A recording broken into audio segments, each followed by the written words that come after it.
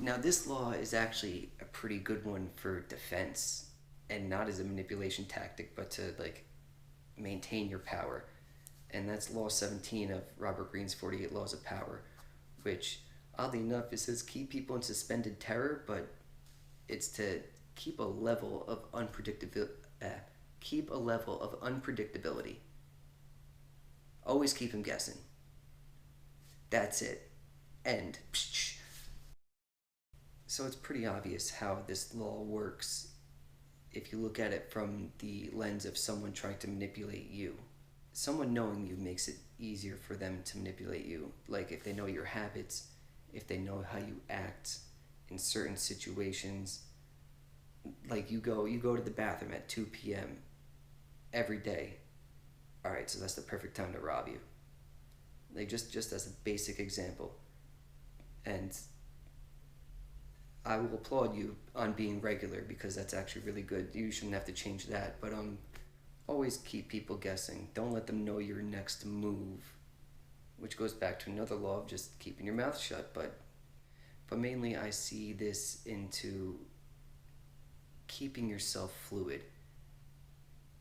And what I mean by that is not being stuck in your ways, because sometimes you do have to change it up. And this helps more when you understand that someone's trying to manipulate you, or you're being manipulated, or you're trying to win at some kind of game, which makes it sort of devious, I'm not gonna lie, but sometimes we're all petty and we play games. But if someone knows how you react in a certain way, they can see moves ahead of you and counteract that. Even if you just want to go into chess, it's like, oh, they always move this way, they do that, so if I put this piece here, they're gonna probably do this. But if you still make a smart move, don't get me wrong, but you move in another way, they're gonna be like thrown off for a bit, be like, yo, what's going on? They're confused. Pretty much with this unpredictability, especially if you know you're in a game like that, it gives you the upper hand because someone can't predict what you're going to do. It gives you that edge because now you have them backpedaling, trying to figure out what's going on, but you know exactly your next move, and you might not know your next move, but you're doing it. You're the one doing it. But to go back to the fluidity and keeping yourself not stuck in your ways is honestly just like a good life lesson, because sometimes you need to pivot. And whether someone is trying to manipulate you or not, always have the ability to act unpredictably and to change. And honestly, that's the best way to cultivate your ability to act unpredictably, is to cultivate a sense of you being able to change all the time, change in given situations, and not always act in a certain way.